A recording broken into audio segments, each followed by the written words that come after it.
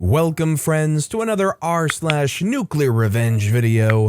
These Nuclear Revenge stories are full of energy, so let's keep that energy up by hitting the like and subscribe buttons down below. That said, our first story of the day is by Muziad. Bully the fat guy? How about you take a stroll? Just wanted to share the story of how I dealt with a bullying around 16 years ago. Little bit of a backstory. I was a bit on the heavy side back then, and by bit, I mean I was the biggest guy in size in school. So I got bullied a lot, mostly verbal. The few times I got physical, I didn't retaliate. So almost everyone knew how much of a softie I am, which made me a prime target for the whole school. Also, the school was an all-exclusive boys' school. On to the story. I was called a lot of names back then. Chubby, fatty, big Lori. Anything big in size gets associated with my name. There's this one guy who I've known since the first grade. Let's call him DB, who's been relentlessly bullying me since the first time he laid eyes on me. I'm kind of a nerd, just love computers and anything related to technology, which DB didn't like, because his IQ is mostly a double digit and he has trouble figuring things out. So at the start of 8th grade, we could take an extra class that taught us current technology and stuff. DB stayed at the back of the class and got in a lot of trouble with the teacher because he was disruptive. The technology department's located on the first floor of the school. This will be important later. I'd already complained a lot to the school administration about the bullying and even had my parents involved during the 4th grade. He only got a slap on the wrist because his father was a friend of the school vice principal. Vice principal had filed numerous reports about DB, but had never taken action. Oh, and the time my parents got involved, he said, "Boys will be boys, they're just having fun. They'll grow up and look back to those moments and have a laugh. Who knows, your kid might even lose weight just to impress them." My parents were helpless in the situation. So at the start of 8th grade, the bullying started. And this time it was mostly physical, punching me on the arm, slapping the back of my head. My father had always taught me to turn the other cheek and always to respect others, even if they do something wrong to you. Exactly 1 month after the start of the school year, I went home with a black eye and fingernail scratches on my face. My father couldn't bear it anymore. That was the day my father gave the best advice that he had given me. "Son, you have the size and strength to overcome many things. Next time anyone even thinks of bullying you physically, mess them up bad. You'll never have any trouble with anyone if you stand up and fight back against them." I had been bottling up everything up until that day. My father's words unleashed that rage beautifully. I went back to school the next day and I was fuming. 8 years of pent-up rage, ready to freaking demolish DB. My first class for that day was technology class. The teacher still hadn't come to class, so we were all just waiting outside. DB saw me and started going on and on about my size. I didn't say anything. The moment he punched on my arm was the breaking point. I simply grabbed onto his shoulders and said the words I was waiting to say all day long. "This is for all the years of you punching and calling me names." I freaking threw him over the railing from the first floor. He landed on the ground with a sickening thud. What followed was the most girlish scream I had ever heard. The rest of the class had to pick up their jaws from the floor. VP came running to his aid, looked up. He saw me smiling with the biggest grin I ever had during the 8 years I spent in that heck.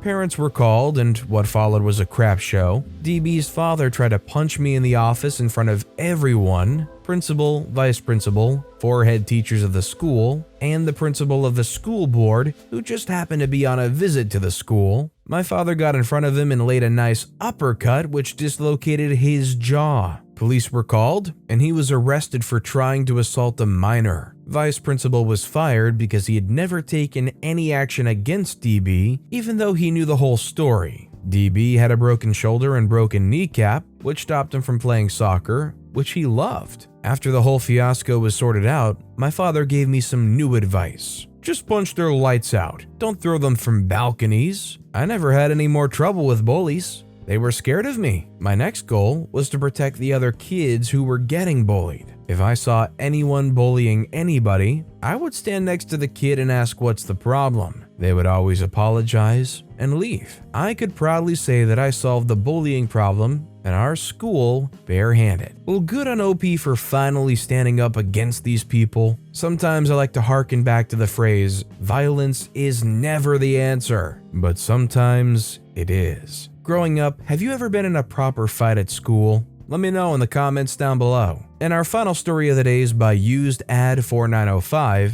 Ex and boyfriend hurt my daughter, tarnished my friend's reputation, and I seek revenge. I'm going to begin with the main players. Me, my ex-wife Pepper, revenge target number 1, her boyfriend Steve, revenge target number 2, the boyfriend's ex-wife Maria, co-partner in the revenge, my daughter Sarah, and my friend Jason, accomplice in the revenge. With that said, let's get some backstory out of the way. So, Pepper and I had a very up and down marriage. It was one of those that I was madly in love with her, but looking back, I think she was more in it for the money and convenience. She had one son we'll call Drug because he was and still is a major drug addict before we got married. And I also had one son, name is unimportant, that I had full custody of. While married, we had Sarah. I toughed the marriage out for as long as I could, but eventually we just couldn't keep it together. We separated, and due to traveling some for work and having custody of my son, I moved back to my hometown a few states away so my parents could help, but kept an apartment in the town that Pepper and Sarah lived in so that I could still spend as much time with my daughter as I could. At this time, I asked my best friend Jason, who's a lawyer and owns his own firm, to do up a child support agreement for us.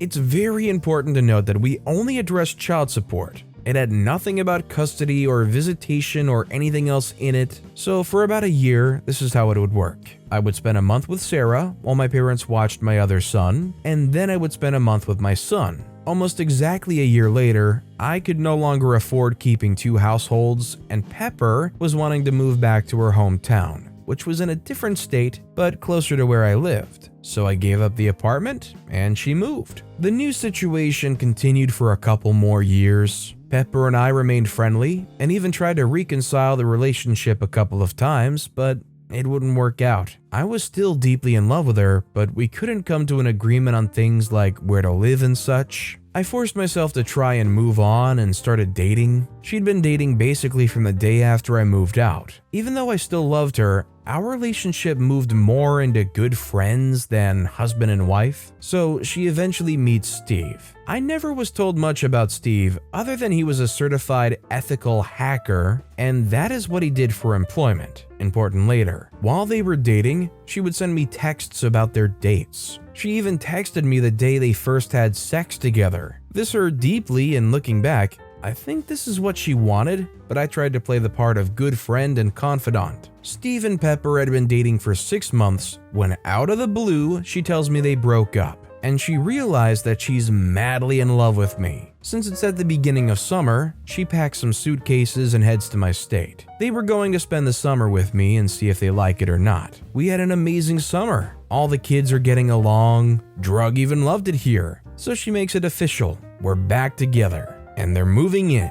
We went and registered my daughter for school. We were even able to get her on a Pee-wee cheerleading team for the summer. She made several friends and was loving being here. There was only one problem. Pepper still had an apartment that had all of her furniture and stuff in it. I offered to go pick up with my truck and help load everything, but she insisted that her and Drug can get it done. So off they go to pack it up and then head to their new home. As you can guess, things didn't go as planned. She was home for about 3 days when she informs me that under no circumstance will she move, and that her and Steve are in love and moving in with each other. To say I was destroyed was an understatement. I couldn't understand why she had done it. The worst part was that she had left it to me to tell Sarah the bad news. When I told her, the devastated look on her face started turning my feelings of hurt into feelings of anger. Then Sarah broke down and started begging to stay with me and started spilling the beans. She told me things about how her mom would leave with Steve for days and leave Drug in charge. She had to learn how to cook for herself at 8 because Drug would spend the money on, well, drugs, and spend the whole time high. If Drug wasn't left in charge, Pepper would use her multiple convicted felon niece to watch her. She also told me about the first time that she had met Steve. He came to their house, basically said hello, and him and her mom disappeared into the bedroom and started having loud sex. Sarah was outside the door and they just ignored and continued. This is how my 8-year-old learned of sex and is still in counseling trying to recover 7 years later. At this point, my anger has turned to rage. I immediately notified Pepper that there was no way Sarah was coming back, and I would fight her to the death to keep her out of that situation. Pepper responded by getting an emergency hearing in her state to force Sarah back. I had to scramble, but I managed to get a lawyer and easily won the hearing, which Pepper showed up late for and told the judge it was due to a disability. The judge agreed that since there was no custody agreement,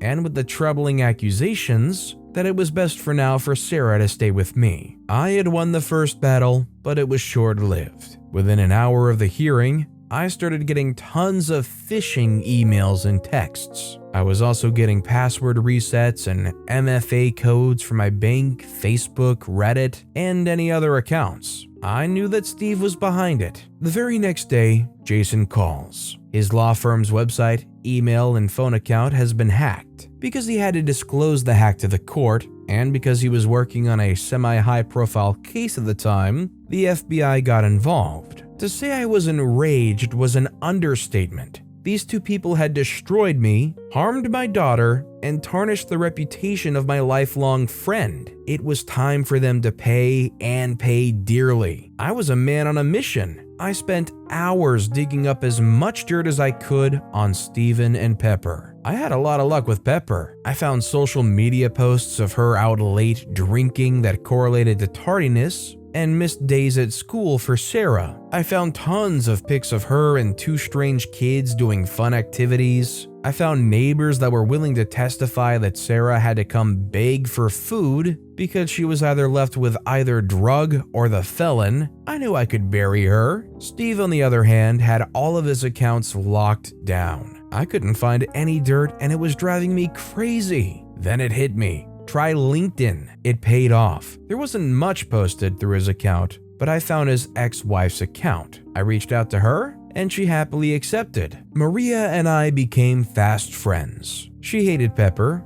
for good reason as they'd both abandoned her kids like my daughter, and didn't want her around her kids. I learned so much. To keep it short, Maria and Steve had recently divorced. As part of the custody agreement, Steve got the house, car, bank account, savings, and a lower than usual child support. Maria had traded all that money to have control of the kids. She knew he was a scumbag, and all she was concerned about was keeping her kids safe. They had a very detailed custody agreement with rules for Steve to follow. As part of that agreement, if Steve broke any rules, then he had to pay, and pay dearly. He had to sell the house and give her half of everything. His child support would also double, and Steve would be financially ruined. Steve also didn't have her blocked on the social media and would regularly send texts bragging about how great his life was without her. Many of those texts had pictures of Pepper in them. We compared notes, we swapped evidence,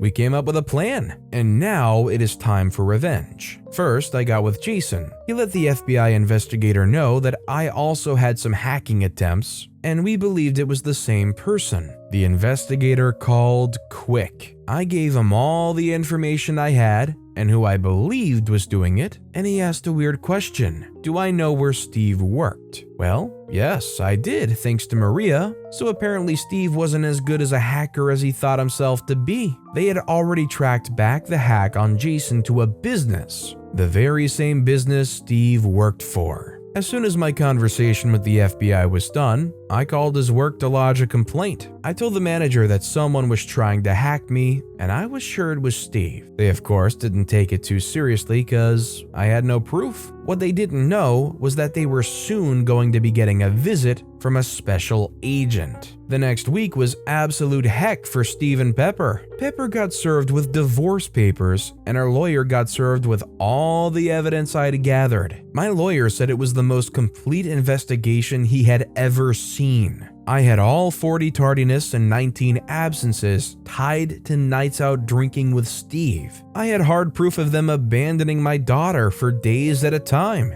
Maria even gave me a picture that was taken at 2 a.m. the night before the emergency hearing with Steve and Pepper drinking in a tattoo parlor. The same hearing she was late to and said it was due to a disability. Steve got served that he had violated the entire custody agreement. Maria had pictures from me proving he was with Pepper on the nights the kids were with him and they were left alone. She also had proof that there was contact with Pepper that violated the custody agreement. The fallout was awesome to watch. Steve was fired between my complaint, another older complaint of him hacking, and the FBI showing up. They had no choice but to fire him. He did avoid any legal issues as the FBI could never tie it directly to him. The word spread of why he was fired, and no one would hire him in an IT job again. He had to sell the house, liquidate all the investments and bank accounts, and give half to Maria. His child support got to stay the same since he no longer had a source of income. Last I heard, he was working at a grocery store, so in total, his income went from $200,000 plus a year to less than 40 grand. As for Pepper, the divorce was swift and painful for her. The judge ruled in my favor for all counts. I got sole custody and sole decision making. She was forced to go to counseling, and her and Drug can only visit Sarah with a third-party supervisor paid for by Pepper. Sarah's doing much better. She still needs counseling, but she thrives in school and has many friends. She very rarely sees her mom,